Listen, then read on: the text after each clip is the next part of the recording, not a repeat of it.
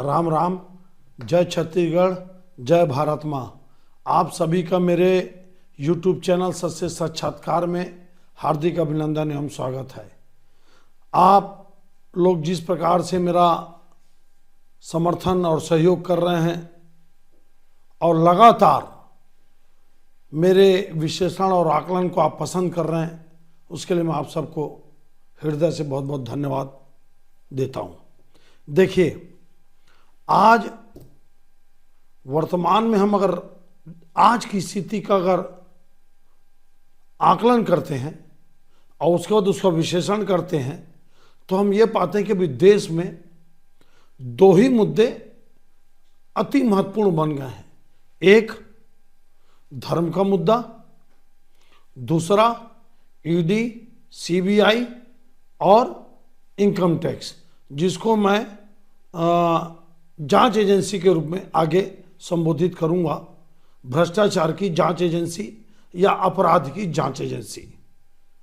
शुरुआत में इन्हीं ईडी और सीबीआई और इनकम टैक्स के घटनाओं से, के स्टेप से, की चर्चाओं पे मैं कुछ बातें आपके बीच में रखना चाहता हूं और आकलन और विश्लेषण करना चाहता हूं। देखिए, आप हिंदुस्तान में जम्मू कश्मीर से लेकर कन्याकुमारी तक ईडी का, सीबीआई का और इनकम टैक्स के छापे लगातार पड़ रहे हैं।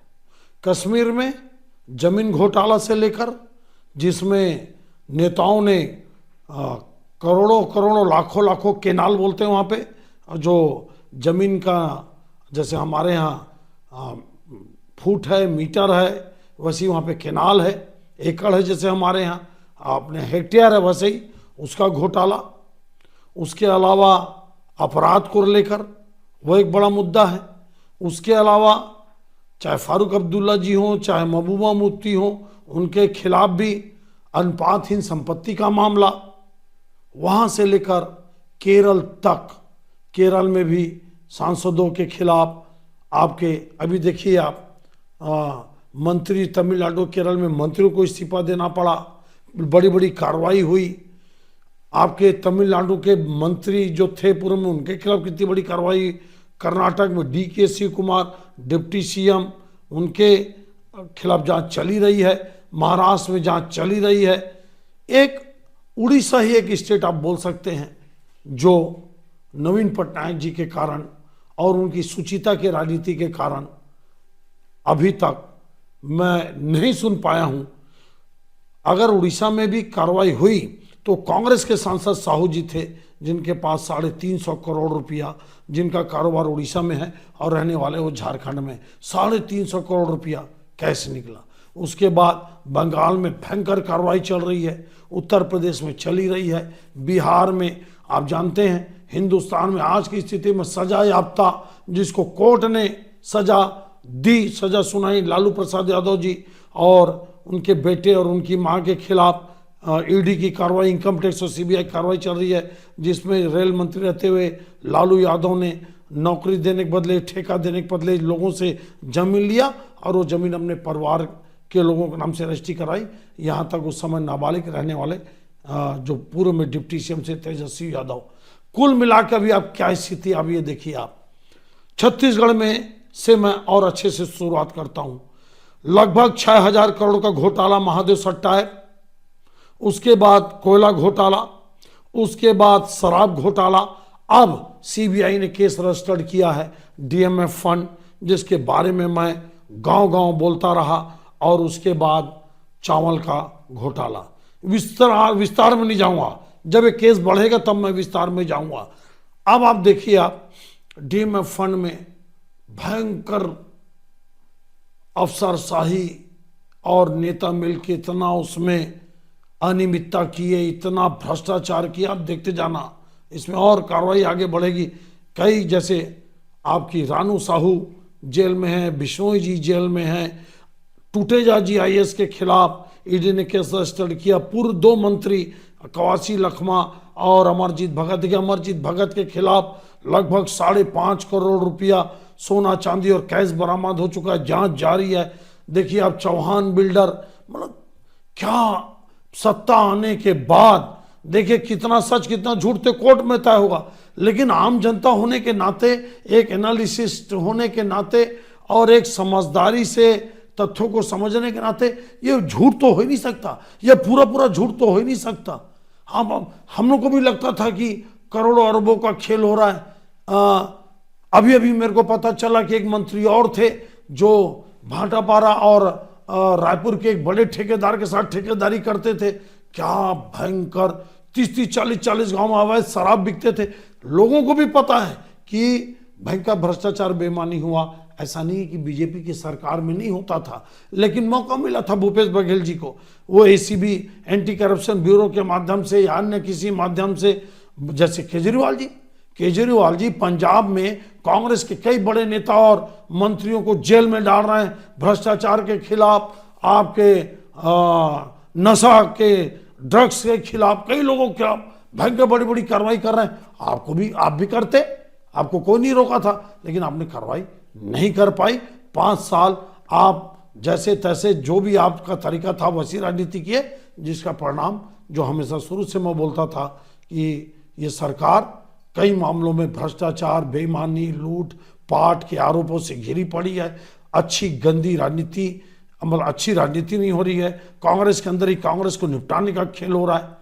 बड़ा बुरी स्थिति है।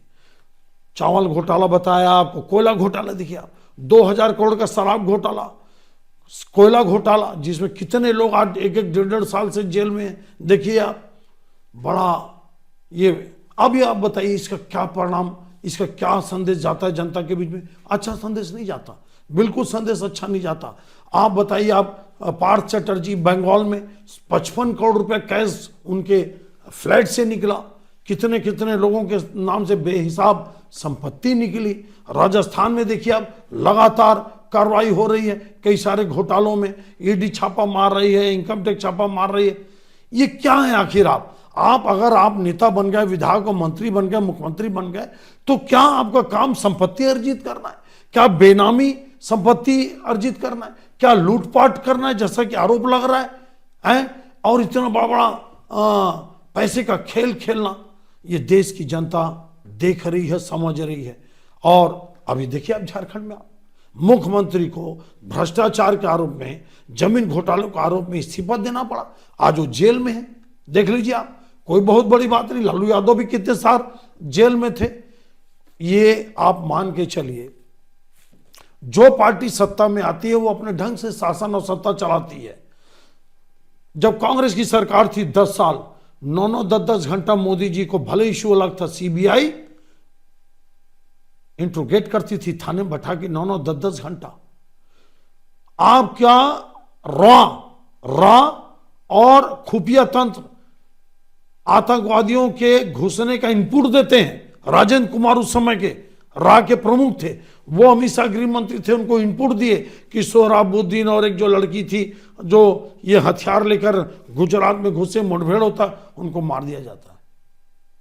लेकिन आप इतना केस ला दे, चाहे गोधरा का केस हो या गोधरा के दंगे का केस हो या जाकिया जाफरी वाला केस हो या बिल्किस बानो वाला केस हो, इन केसों में सालों साल मोदी जी और अमित शाह को लपेटा गया। कई सारे केस लपेटे गए। तीस्ता सीतलवाड़ के केस को आप खुद ही देखे थे। आप क्या खेल खेल रही थी वो, किनके साथ, कहां फॉरेन से फंडिंग आती थी। आप वो संजीव भट्ट जी, ऐसे कई नाम थे। लेकिन अंत में क्या हुआ? आपकी 10 साल सरकार रहने के बाद भी भारतीय जनता पार्टी के ये नेता, चाहे मोदी जी हों, चाहे अमित शाह जी हों, या जेटली जी जैसे लोग हों, या सुषमा स्वराज जैसे लोग हों।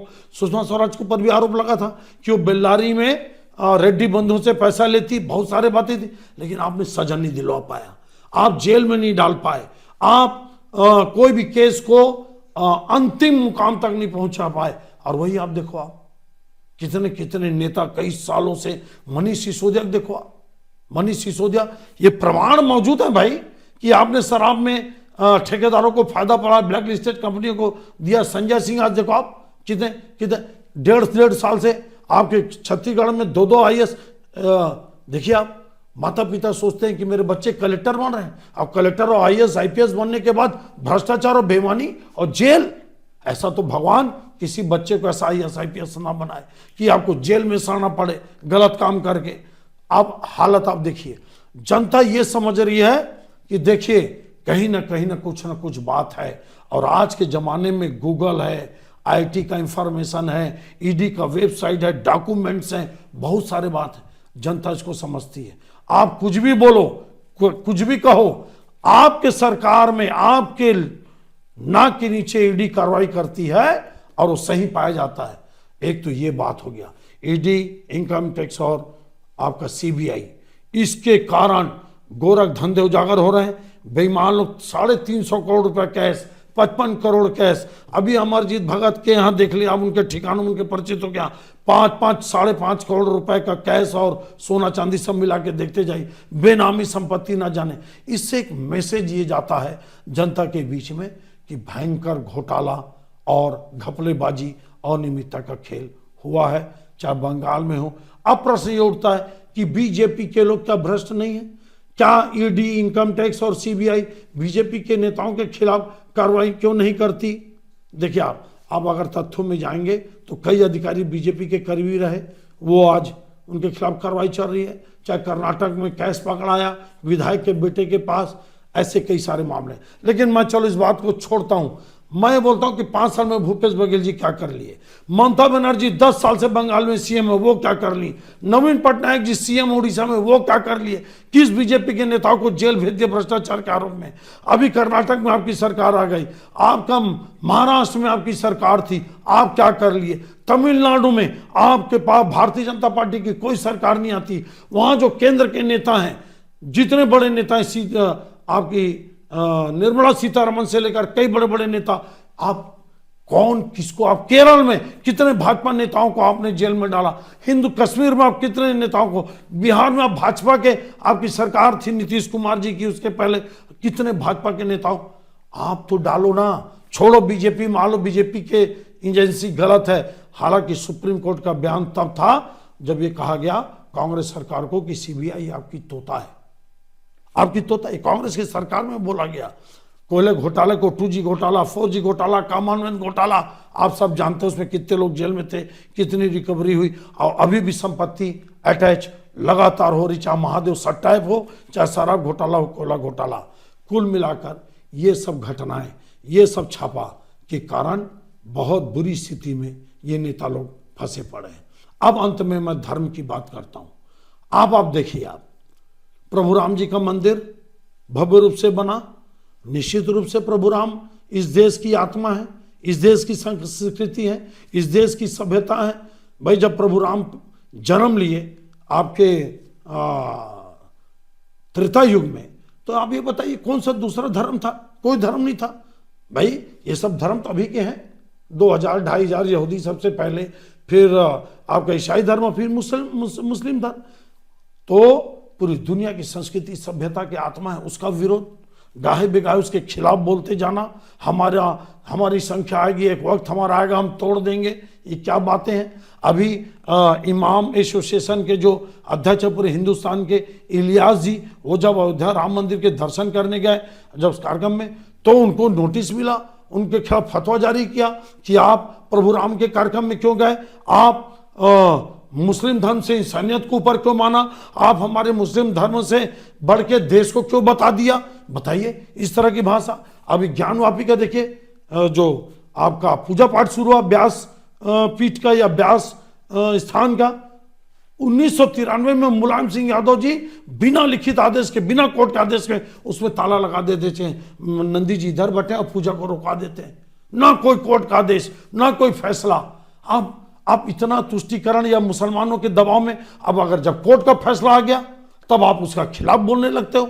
मतलब 1993 में बिना किसी आदेश के, बिना किसी लिखित आदेश के, ना कोर्ट के ना शासन के, आप बंद करा देते हैं पूजा पाठ। और जब कोर्ट उसमें फैसला देती है तो उसका विरोध होते हैं, बंद होता है, बनारस बंद होता है। अब आप बताइए इसको कौन बर्दाश्त करेगा। अरे आप कोर्ट को मानने को तैयार नहीं, आप जांच एजेंसियों को मानने को तैयार नहीं, आप कोर्ट के फैसले के खिलाफ बंद का आह्वान करते हैं, उसके बाद आप चुनाव आयोग को मानने को तैयार नहीं, आपको ईवीएम, आप जीतते तो ईवीएम सही है, आप हारते तो ईवीएम खराब है। ये सब घटनाएं, और उसके बाद एक होकर चुनाव ना लड़ा। मनता एंड टाइम में, देखिए जब रणनीति और प्लानिंग करना था, जब सभी बड़े नेताओं के साथ बैठ के राहुल जी को पूरा स्ट्रेटजी बनाना था, मतलब जब टेबल में बैठ के ड्राइंग बनाना था, एस्टिमेट बनाना था, कैलकुलेशन करना था, जीत और हार के बारे में तय करना था, तो आप गड्ढा खोदने निकल गए। आप बोले नहीं मैं तो मजदूरी का काम करूंगा, मतलब ये मेरा व्यंग है। वो पदयात्रा में निकल गए। अरे पदयात्रा आप पहले निकाले थे या बाद में निकाले थे? खैर इस विषय में मैं बना चुका हूं, आप देख लेना। आप बहुत अच्छा विश्लेषण किया हूं। धर्म का मामला हो, अब देखिए आप मथुरा में केस चल ही रहा है, ज्ञानवापी का केस चल ही रहा है, लगातार सबूतों के आधार पर कोर्ट फैसला दे रहा है, लेकिन ये लोग विरोध करते जा रहे हैं। कहीं समझौता कांग्रेस का हो नहीं रहा है। सपा के साथ मामला फंस गया, बोले हमको आप 11 सीट देने वाले कौन होते हैं? ममता बनर्जी नाराज हो गई।